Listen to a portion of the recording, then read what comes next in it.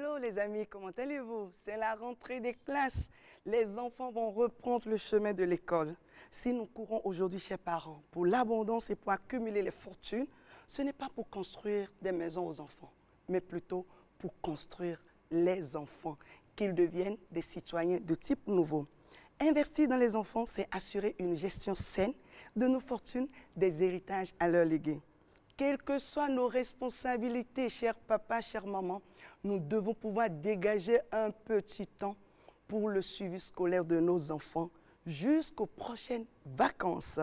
Ce soir, j'ai deux belles dames qui vont m'aider à mieux comprendre comment créer cette atmosphère sécurisante au cœur du foyer pour permettre à vos enfants d'être remplis de belles énergies et de vous rapporter de beaux résultats à la maison. J'ai juste à ma droite Madame Kripine Gandaro Amoussou. Madame, bonsoir.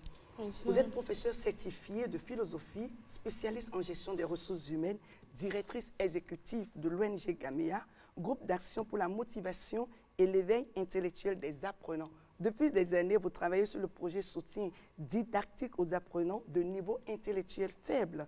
Actuellement, l'ouvrage Méthode efficace de travail pour tout apprenant est désormais au programme pour toutes les classes en République du Bénin. Je vous dis simplement félicitations. Félicitations de grâce. Bravo, bravo, bravo. Merci. Et en face de vous, j'ai Madame Nedeja Bignon-Anago, présidente du réseau Héroïne d'aujourd'hui, chef d'entreprise et j'aime bien l'appeler la manager stratégique du foyer.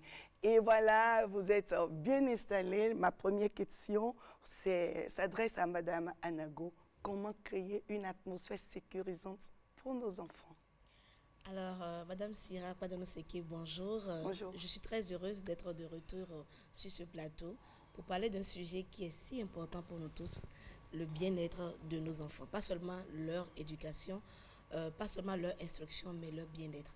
La question que vous m'avez posée, c'est une question, elle est bien dense et je crois que c'est ça qui va faire l'essentiel de la discussion que nous aurons sur ce plateau. Je dirais que beaucoup de choses reviennent aux parents dans le bien-être de leur enfant.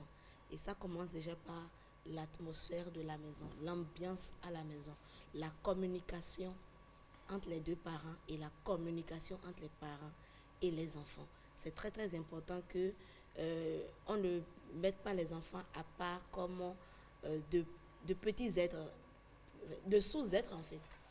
C'est des sous-êtres que je voulais dire. Il faut les considérer. C'est des enfants, mais ils comprennent en fait. Tout ce qui se passe. Ce qui se passe, ils comprennent quand c'est agréable, ils comprennent quand c'est désagréable.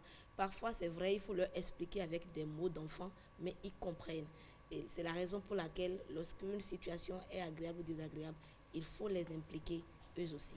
Il faut les impliquer. Madame Gandaro, vous qui êtes au quotidien au chevet des enfants pour les aider à exceller à l'école, au chevet des parents, est-ce que vous avez quelque chose à compléter par rapport à cette atmosphère sécurisante? Oui, merci. Je dis, la situation actuelle, c'est que les enfants d'aujourd'hui n'aiment plus la chicotte. Et si nous pouvons réussir à créer l'atmosphère dont nous venons de parler, je pense que tout le reste, parce que pour les enfants, ce qui est primordial, c'est l'éducation scolaire, tout ça. Et si le parent réussit, je dirais, si les parents réussissent du moins à créer cette atmosphère-là, l'enfant se sent à son aise. Et même en classe, il est beaucoup plus épanoui. Parce qu'il y a des problèmes entre les parents à la maison, l'enfant prend coup. Et en classe, il n'est plus concentré. Il réfléchit à ce que papa ou bien maman aurait fait hier, ou bien est-ce qu'en rentrant maintenant, je vais retrouver ma maman. C'est quand même assez compliqué. Oui, et du coup, l'enfant est déconcentré. Donc, c'est pour dire que les scènes de ménage, là, nous devons tout faire pour épailler nos enfants.